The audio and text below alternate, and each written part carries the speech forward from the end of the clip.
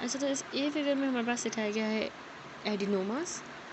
Fibrous capsule नज़र आ रहा है हमें, यूजुअली थिन है लेकिन ओकेजनली ज़्यादा प्रोमिनेंट है। ठीक है, सराउंड कर रहा है न्यूप्लास्टिक फॉलिकल्स को और कोई भी इसमें कैप्सुलर इन्वेजन हमें नहीं मिल रही। कंप्रेस्ड नॉर्मल थायराइड पैरेन्काइमा जो है ये यूजुअली हमें external to the capsule top side पे कंप्रेस हुआ नज़र आ रहा है। अब इस बी फिगर में कंपेयर करें तो फॉलिकुलर कार्सिनोमास जो है ये कैप्सुलर इन्वेजन शो करते हैं, इसको इन्वेड कर दिया जो कि मिनिमल भी हो सकती है जिस तरह इस केस में है, या वाइड स्प्रेड इन्वेजन भी हो सकती है जिसमें हमारे local structures of the neck को भी ये इन्वेड कर सकता है। ठीक है, देन आता है मॉर्फोलॉजी में कि जिस तरह हमने पहले डिस्कस किया कि इन्वेजिव जो फॉलिकुलर लेशन होती हैं जिनमें न्यूक्लियर फीचर्स ज़्यादा टिपिकल होते हैं पेपिलरी कार्सिनोमास के, उनको हम रिगार्ड करते हैं follicular variant of the papillary cancers. यानी इन्वेजिव किस्म की जो फॉलिकुलर लेशंस है ना जिनमें न्यूक्लियर फीचर्स ज़्यादा हैं, टिपिकल है पेपिलरी कार्सिनोमास की तरह, तो उनको हम कहेंगे follicular variant of the papillary cancer. ठीक है, क्योंकि है तो फॉलिकुलर टाइप लेकिन पेपिलरी वाले न्यूक्लियर फीचर्स हैं इस वजह से। अब क्लिनिकल फीचर फॉलिकुलर कार्सिनोमास के आए तो ये ज़्यादातर मैनिफेस्ट करेंगे एक सॉलिटरी सी कोल्ड थायराइड नोड्यूल की तरह। रेयर केसेस में फॉलिकुलर कार्सिनोमास हाइपर फंक्शनल भी हो सकते हैं। तो इस तरह के न्यूप्लाज्म मेटास्टेसाइज करेंगे ब्लड स्ट्रीम के थ्रू, यानी हेमेटोजेनस डायसेमिनेशन होगी इनकी लंग्स में, बोन और लिवर में। अगर इसको हम कंपेयर करें पेपिलरी कार्सिनोमास के साथ तो रीजनल जो नोडल मेटास्टेसिस है वो इनमें इतनी कॉमन नहीं होती। As many as 1/2 of the patient जिनमें वाइडली इन्वेजिव कार्सिनोमास है वो सकम करेंगे to their disease within the 10 years. उन पेशेंट्स को, ठीक है, वो पेशेंट्स का सकम करेंगे to their disease within the 10 years, while less than जो 10% पेशेंट्स हैं जिनको मिनिमली इन्वेजिव वाला फॉलिकुलर कार्सिनोमा हुआ है तो वो उसी सेम टाइम स्पैन के दौरान डाई कर जाएंगे। अब फॉलिकुलर कार्सिनोमास को हम सर्जिकल एक्सीजन के थ्रू ही ट्रीट करते हैं। वेल डिफरेंशिएटेड मेटास्टेसिस जो है वो रेडियो एक्टिव आयोडीन को टेकअप करेगी जो कि हम यूज़ करते हैं to identify and ablate such lesion. ठीक है, अगर वो रेडियो एक्टिव आयोडीन को ले रही है तो यानी वो वेल डिफरेंशिएटेड जो मेटास्टेसिस है वो उसको अपटेक करेगी और फिर हमने उसको एब्लेट करना है। देन आती है हमारे पास नेक्स्ट टाइप जो कि है एनाप्लास्टिक कार्सिनोमा। तो हमने कहा कि ये अनडिफरेंशिएटेड ट्यूमर्स होते हैं हमारे थायराइड फॉलिकुलर एपिथेलियम के, जो कि 5% से भी कम थायराइड ट्यूमर्स हैं। ये बहुत ही एग्रेसिव होते हैं, ठीक है, एनाप्लास्टिक हैं, एग्रेसिव हैं और मोर्टेलिटी 100% तक आ जाती है इनमें। जिनको एनाप्लास्टिक कार्सिनोमा पेशेंट जो कि ओल्डर हैं बनिस्बत उनके जिनको थायराइड कैंसर बाकी किसी टाइप का हो, यानी जो एनाप्लास्टिक कार्सिनोमा वाले लोग होते हैं ना ज़्यादातर ओल्डर ही होते हैं जिनमें मीन एज 65 ईयर्स एज होती है। अप्रोक्सीमेटली 1/4 पेशेंट जो है एनाप्लास्टिक थायराइड कार्सिनोमा वाले उनको वेल डिफरेंशिएटेड थायराइड कार्सिनोमा की हिस्ट्री होती है, और एक और जो 1/4 है उनको कोई साथ में कंकरेंट वेल डिफरेंशिएटेड ट्यूमर होता है रिसेक्टेड स्पेसिमेन के अंदर, यानी कोई और भी उनमें वेल डिफरेंशिएटेड ट्यूमर होगा। अब मॉर्फोलॉजी देखें तो एनाप्लास्टिक जो कार्सिनोमास होते हैं ये हमें अब कैसे मिलेंगे, बल्कि सा मास होगा जो टिपिकली जल्दी से रैपिडली ग्रो कर रहा होगा, typically beyond the thyroid capsule adjacent neck structures के अंदर जो है वो ग्रो कर जाएगा। माइक्रोस्कोपिक जब एग्जामिनेशन करेंगे तो इस तरह के न्यूप्लाज्म हाईली एनाप्लास्टिक सेल्स के बने होंगे जो कि बड़े बड़े से लार्ज और पिलियोमॉर्फिक या स्पिंडल शेप के हो सकते हैं, और कुछ केसेस में जो है मिक्सचर भी हो सकता है दोनों सेल टाइप्स का, यानी लार्ज पिलियोमॉर्फिक का और स्पिंडल शेप का मिक्सचर भी हमें मिल सकता है। इसके अलावा हमें एनाप्लास्टिक जो कार्सिनोमा है इसमें हमें फोकाई ऑफ पेपिलरी या फॉलिकुलर डिफरेंशिएशन भी नज़र आ सकता है कुछ ट्यूमर्स में, जो सजेस्ट करता है कि इनका जो है ओरिजिन वो बेटर डिफरेंशिएटेड कार्सिनोमास से ही हुआ है।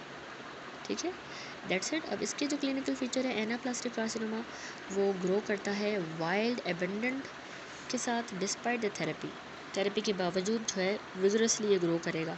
इसकी डिस्टेंट साइट्स पे मेटास्टेसिस बहुत कॉमन है, लेकिन ज़्यादातर केसेस में 1 साल के अंदर ही डेथ हो जाती है, क्योंकि हमने कहा कि ये बहुत ही एग्रेसिव लोकल ग्रोथ करवाता है, तो हमारे वाइटल स्ट्रक्चर्स जो नेक में मौजूद है उनको कॉम्प्रोमाइज़ कर देगा अपनी ग्रोथ की वजह से। देन आती है हमारे पास लास्ट टाइप जो होते हैं मेडुलरी कार्सिनोमा। ये जो मेडुलरी कार्सिनोमा है ना थायराइड का, ये न्यूरो एंडोक्राइन ट्यूमर है जो कि हमारे पैराफोलिकुलर सी सेल्स से डिराइव हुआ है थायराइड के अंदर। तो नॉर्मल सी सेल्स की तरह हमारे मेडुलरी कार्सिनोमास कैल्सिटोनिन को सिक्रीट करेंगे और इसकी मेजरमेंट डायग्नोसिस में और post operative follow up of the patient में जो है बहुत इंपॉर्टेंट रोल प्ले करती है, ठीक है, कैल्सिटोनिन की मेजरमेंट। कुछ केसेस में ट्यूमर जो है वो एलोबरेट करेगा बाकी पॉलीपेप्टाइड हार्मोन, जैसे कि सोमेटोस्टेटिन भी बना सकता है, सेरोटोनिन और vaso active intestinal peptide. Medullary carcinoma sporadically 70% cases में होते हैं, ठीक है। बाकी जो 30% केसेस हैं उनमें फेमिलियल होते हैं, जिनमें मल्टीपल एंडोक्राइन नियोप्लेजिया यानी मैन सिंड्रोम 2A या 2B होगा, या फेमिलियल मेडुलरी थायराइड कार्सिनोमा हो सकता है without an associated man syndrome, जो हम आगे डिस्कस करेंगे डिटेल में। यानी एक तो हमने कहा 70% तो स्पोरेडिकली होता है ये मेडुलरी कार्सिनोमा, लेकिन 30% में कोई फेमिलियल सिंड्रोम होगा, जिसमें आपने सुना है मैन 2A 2B सिंड्रोम हो सकता है, या man familial medullary thyroid carcinoma होगा विथ या without the association of man syndrome, ठीक है, विदाउट भी हो सकता है या विथ 2A 2B टाइप भी हो सकता है। अब दोनों जो फेमिलियल और स्पोरेडिक वाली टाइप्स है ना फॉर्म्स, इनमें हमें gain of function driver mutation in the RET receptor tyrosine kinase मिलती है, ठीक है। ये बहुत इंपॉर्टेंट है जीन, RET रिसेप्टर काइनेज के अंदर gain of function driver mutation हो जाएगी, ठीक है।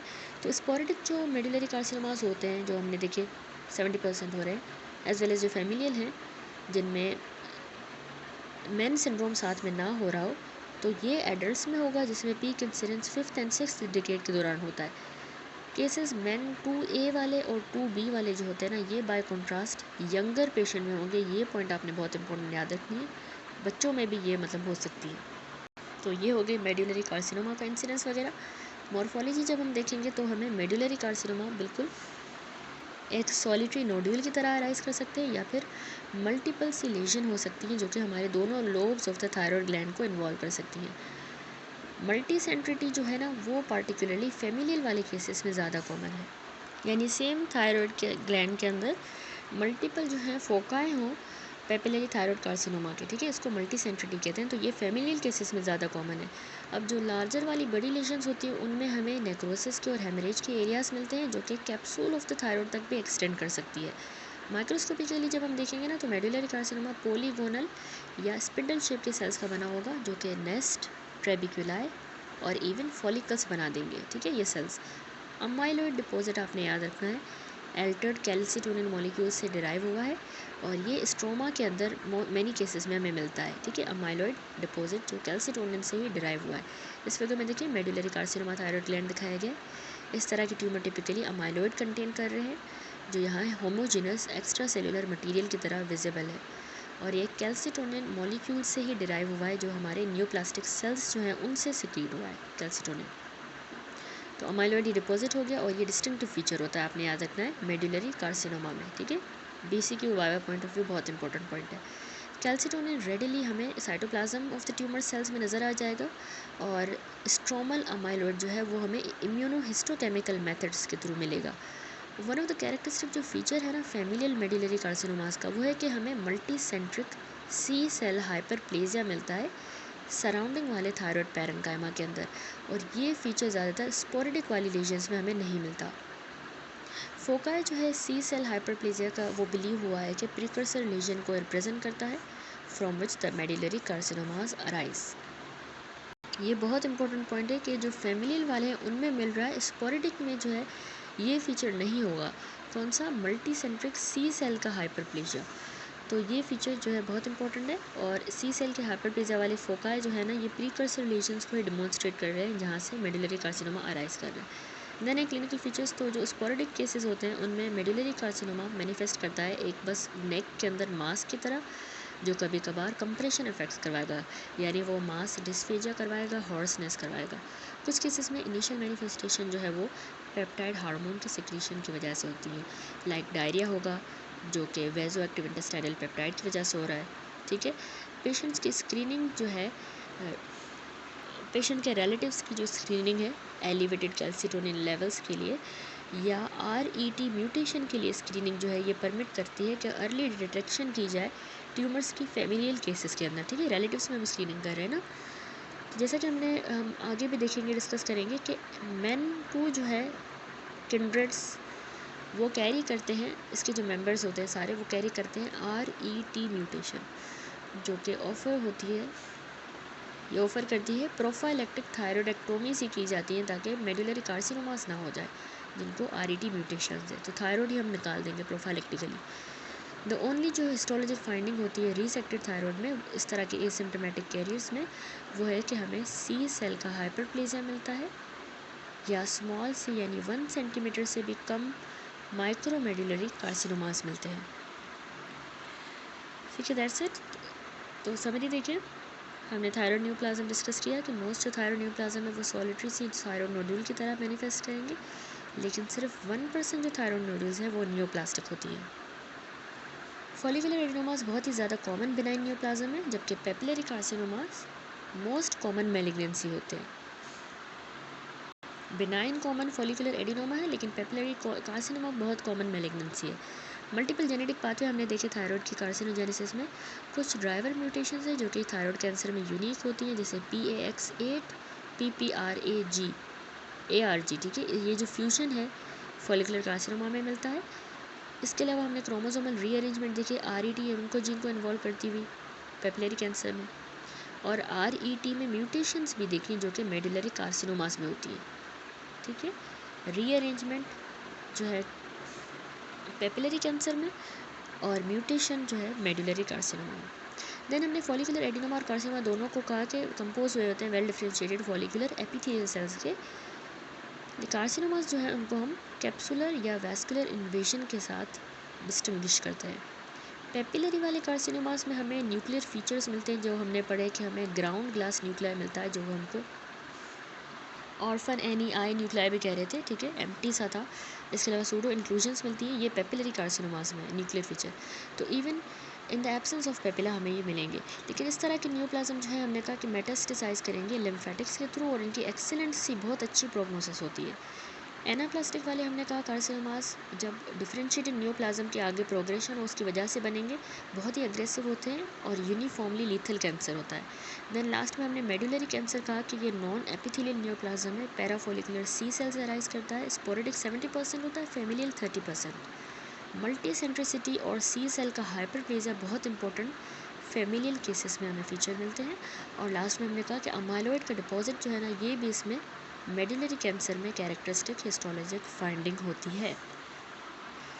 That's it. अब इस यूनिट में एंडोक्राइन में हमारा जो है थायराइड का टॉपिक कंप्लीट हुआ। नेक्स्ट अब हम स्टार्ट करेंगे अगला topic which is the parathyroid glands. Parathyroid जो ग्लैंड्स होते हैं ये डेवलपमेंटली हमारी फेरेंजियल पाउचेस से डिराइव होते हैं, जो कि थाइमस को भी राइज देंगे।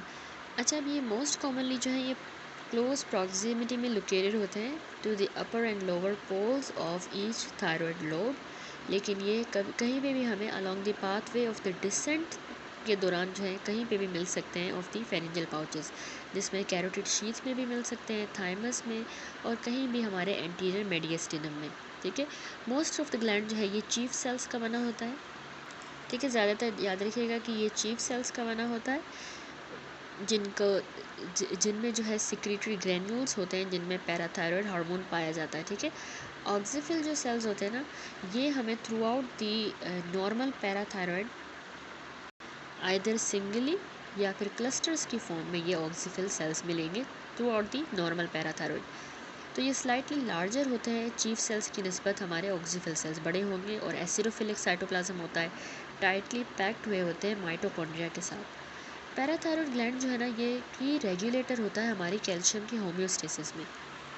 ठीक है, कैल्शियम की होम्योस्टेसिस में बहुत इंपॉर्टेंट इसका रोल होता है। एक्टिविटी जो है पैराथायरॉयड ग्लैंड की, वो हमारे फ्री जो आयोनाइज्ड कैल्शियम होता है ना बॉडी में, फ्री फॉर्म में आयोनाइज, उससे जो है इसकी एक्टिविटी इस ग्लैंड के कंट्रोल होती है।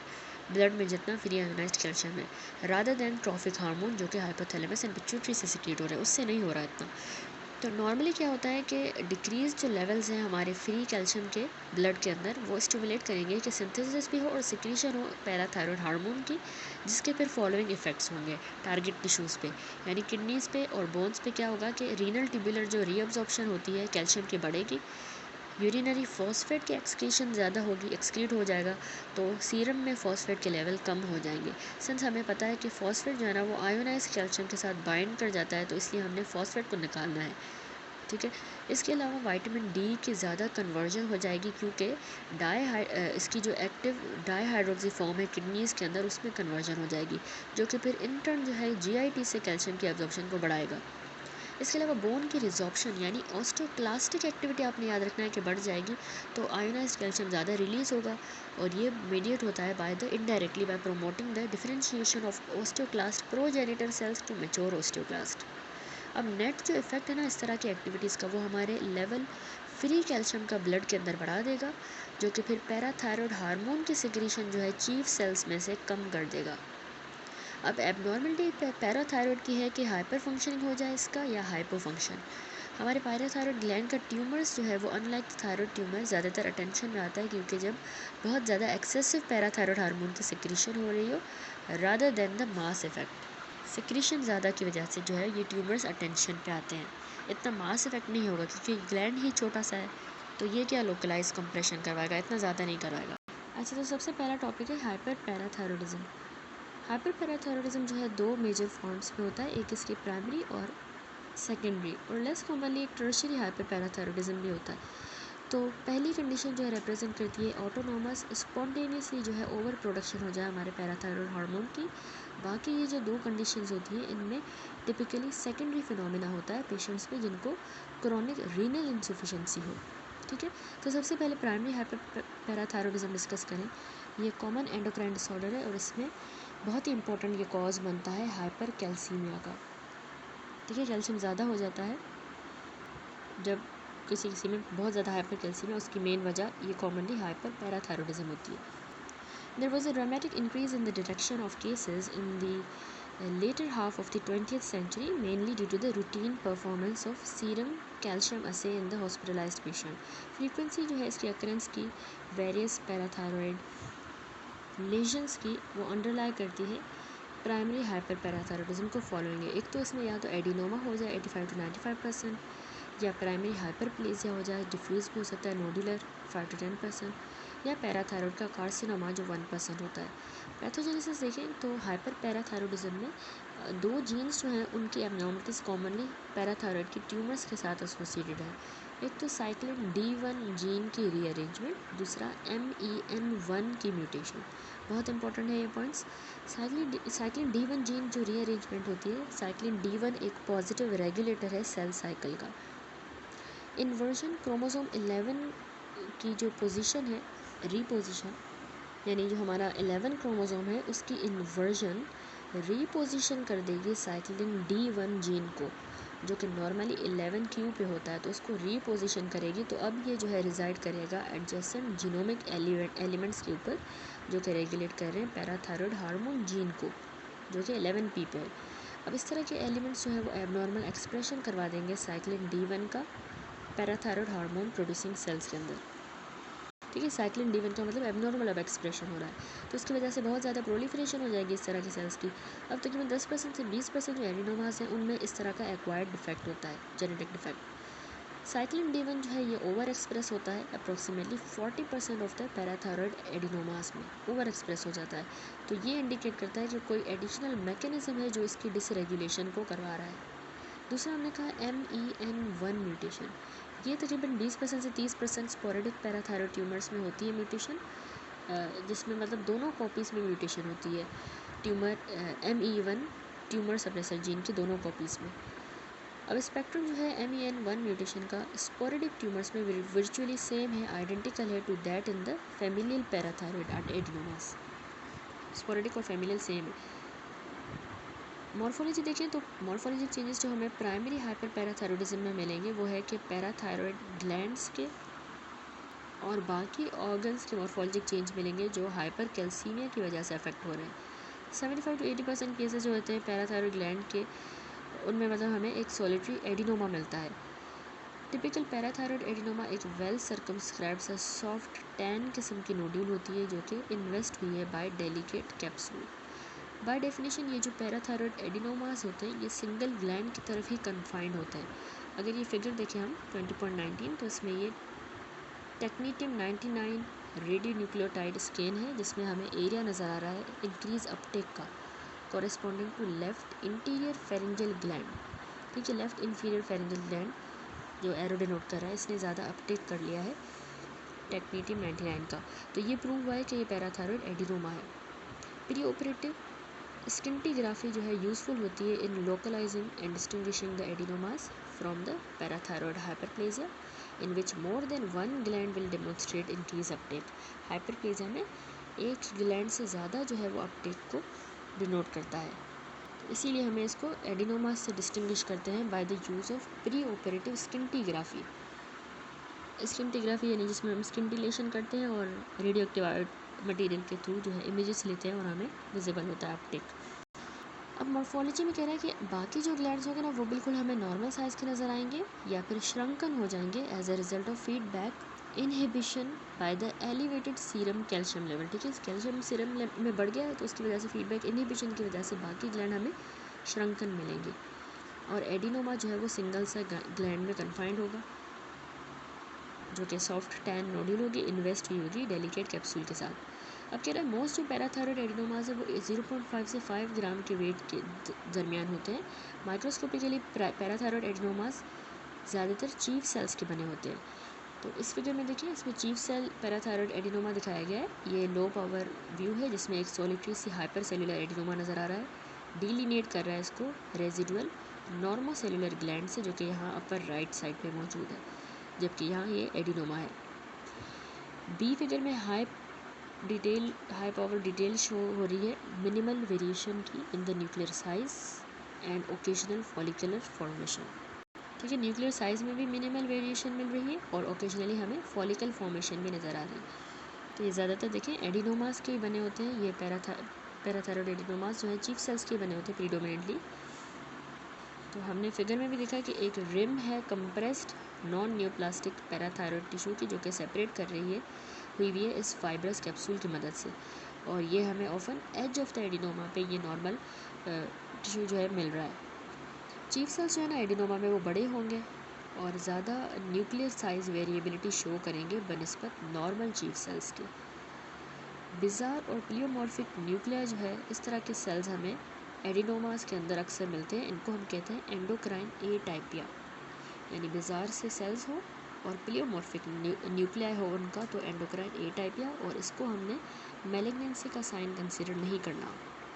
माइटोटिक फिगर्स याद रखिएगा रेयर होंगे in contrast with the normal parathyroid parenchyma. जो एडिपोज टिश्यू है वो इनकॉन्स्पिशियस होगा विद इन द एडिनोमास। अब अगली मॉर्फोलॉजी पैराथायरॉयड हाइपरप्लेजिया जो होता है, हाइपरप्लेजिया ये टिपिकली मल्टी ग्लैंडुलर प्रोसेस होता है। अब कुछ केसेस में हाउएवर इनलार्जमेंट ग्रॉसली हमें नज़र भी आएगी, अपेरेंट होगी इन ओनली 1 या 2 ग्लैंड्स के अंदर, और ये कॉम्प्लिकेट करती है distinction between the hyperplasia and adenoma. ठीक है, इनका डिफरेंस फिर मुश्किल हो जाता है। माइक्रोस्कोपिकली अब इसमें देखेंगे तो ज़्यादातर हमें पैटर्न वही मिलता है जिस तरह चीफ सेल के हाइपरप्लेजिया का नज़र आएगा, जो कि ग्लैंड्स को इन्वॉल्व करेगा डिफ्यूज़ मल्टीनोडुलर पैटर्न में। लेस कॉमनली जो कॉन्स्टिट्यूएंट सेल्स होते हैं ना वो हमें बहुत एबेंडेंट क्लियर साइटोप्लाज्म शो करेंगे। क्यों? क्योंकि उसमें ग्लाइकोजन की एक्यूमुलेशन हो गई है, उसकी वजह से साइटोप्लाज्म क्लियर है। तो इस कंडीशन को हम कहते हैं वाटर क्लियर सेल हाइपरप्लेजिया। ठीक है, ये भी इंपॉर्टेंट टर्म है, वाटर क्लियर सेल हाइपरप्लेजिया। तो जिस तरह के एडिनोमास में हमें मिलता है स्ट्रोमल फैट जो है वो यहाँ पे भी इनकॉन्स्पिशियस होगा with in the foci of hyperplasia. यहाँ पे भी हमें स्ट्रोमा में फैट नहीं मिल रहा। देन है पैराथायरॉयड कार्सिनोमा। तो अब इसको जो है ये सर्कमस्क्राइब्ड सी लीजन होगी जो कि बहुत मुश्किल होती है कि हम इसको एडिनोमा से डिफ्रेंशिएट करें। तो ये क्लियरली इन्वेजिव न्यूप्लाज्म्स हो सकते हैं क्योंकि कार्सिनोमाज है। अब इस तरह के ट्यूमर बड़े हो जाएंगे, मतलब एक पैराथायरॉयड ग्लैंड को इनलार्ज कर देंगे, बड़ा कर देंगे, और इनमें ग्रे वाइट इरेगुलर सा मास होगा जो कभी कभार 10 ग्राम से भी ज़्यादा वज़न का हो सकता है। अब सेल्स जो है इसके यूनिफॉर्म होंगे और नॉर्मल हमारे पैराथायरॉयड सेल्स को ही रिजेंबल करेंगे। ये अरे हुए होंगे नोडुलर या ट्रेबिकुलर पैटर्न के अंदर। ट्यूमर का मास जो है ज़्यादातर इनक्लोज होता है by a dense fibrous capsule के साथ। अब ये जो जनरल अरेंजमेंट है ना, जो यानी एक जो है इसमें जनरल अरेंजमेंट होती है कि डायग्नोसिस जो है कार्सिनोमा की वो साइटोलॉजिक डिटेल पे अनरिलायबल है। याद रखिएगा, अनरिलायबल साइटोलॉजिक डिटेल पे। लेकिन इसकी इन्वेजन अगर हो जाए सराउंडिंग टिश्यूज़ के अंदर या फिर मेटास्टेसिस हो जाए तो यही सिर्फ इसका ओनली जो है डेफिनेटिव क्राइटेरिया होता है, ठीक है, पैराथायरॉयड कार्सिनोमास का। लोकल रिकरेंस भी हो सकती है 1/3 ऑफ द केसेस में, और मोर डिस्टेंट डाइसेमिनेशन भी हो सकती है अदर 1/3 केसेस में। देन आते हैं मॉर्फोलॉजिक चेंजेस पे जो बाकी ऑर्गन्स में होंगे, ठीक है। स्केलेटल चेंजेस में आपने याद रखना है, हमने पढ़ा कि ऑस्टियोक्लास्टिक एक्टिविटी बढ़ जाएगी, तो उसकी वजह से बोन मैट्रिक्स की इरोजन होगी और कैल्शियम जो है, कैल्शियम सॉल्ट मोबिलाइज होगा, बोन से बाहर आएगा, पार्टिकुलरली जो लॉन्ग हमारी ट्यूब्यूलर बोन्स हैं उनके मेटाफाइसिस से। तो बोन में आपने याद रखना है कि बोन की रिजॉर्प्शन जो है साथ में ऑस्टियोब्लास्टिक एक्टिविटी को भी बढ़ा देगी और न्यू बोन का ट्रेबिकुलर बनता जाएगा। अब जो बहुत ही सीवियर केसेस हैं उनमें कॉर्टेक्स ग्रॉसली पतला हो जाएगा क्योंकि रिजॉल्व होता गया है, कॉर्टेक्स पतला हो जाएगा, बोन मैरो में हमें फाइबरस टिश्यू बहुत ज़्यादा मिलेगा और साथ में हेमरेज और सिस्ट के फोकाई नज़र आएंगे। इसको हम कहते हैं ऑस्टियाइटिस फाइब्रोसा सिस्टिका। ऑस्टियोक्लास्ट के aggregate reactive giant cells hemorrhagic debris occasionally form the masses that may be mistaken for the neoplasms, ठीक है। यानी ये सारी चीज़ें osteoclast, reactive giant cell, haemorrhagic debris, ये सारे मिलके एक ब्राउन मास बना रहे हैं, ठीक है, एक ब्राउन ट्यूमर हम उसको कहेंगे, नियोप्लाज्म की तरह का हमें लग सकता है, मिस्टेकन हो सकता है, उसको हम कहेंगे ब्राउन ट्यूमर या brown tumour of the hyper parathyroidism. Bone changes के बाद आपने याद रखना है कि रीनल चेंजेस में पैराथायरॉयड हार्मोन इंड्यूस्ड जो हाइपर कैल्सीमिया है वो फेवर करेगी कि यूरिनरी स्टोन फॉर्मेशन हो जाए, इसको हम कहते हैं nephrolithiasis, as well as renal interstitium की और ट्यूब्यूल्स की भी कैल्सिफिकेशन हो जाए, तो इसको हम कहते हैं नेफ्रोकैल्सिनोसिस। मेटास्टेटिक कैल्सिफिकेशन हो जाए सेकेंडरीली हाइपर कैल्सीमिया की वजह से, तो ये भी बाकी साइड्स पे हमें मिलता है, लाइक स्टमक में हो जाती है मेटास्टेटिक कैल्सिफिकेशन, लंग्स, मायोकार्डियम और ब्लड वेसल्स में। देन है कुछ क्लिनिकल फीचर्स। तो प्राइमरी जो हाइपर पैराथायरॉयडिज्म है ज़्यादातर एडल्ट्स की डिजीज़ होती है और वुमेन में ज़्यादा कॉमन है बनस्पत मैन के, आपने याद रखना है। जेंडर जो है इसमें रेशो 4:1 है। मोस्ट कॉमन इसकी मैनिफेस्टेशन जो है प्राइमरी हाइपर पैराथायरॉयडिज्म की वो है कि सीरम में